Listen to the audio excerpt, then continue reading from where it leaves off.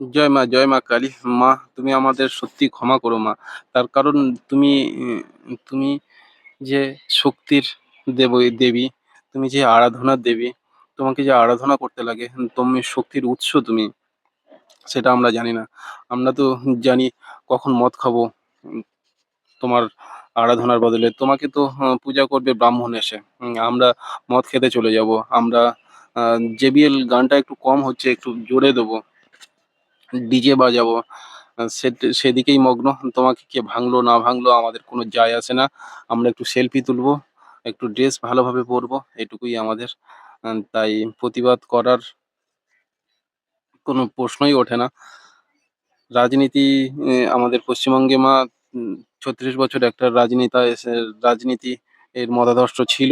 সে এমনভাবে আমাদের সেকুলারিজম শিখিয়েছে, তাতে করে পশ্চিমবঙ্গের হিন্দুদের হাফ কোমর ভেঙে দিয়েছে। তারপরে যারা এসেছে, তারপরে ফুল কোমর ভেঙে গেছে মা। আ ধন্যবাদ মা। আর এই কথা বলে পোস্ট করছি, তারপরের দিন যদি আমার থানাতে ডাকে বা জেল খাটতে হয় তাতেও মা আ কোনো অস্বাভাবিকের কিচ্ছু নেই।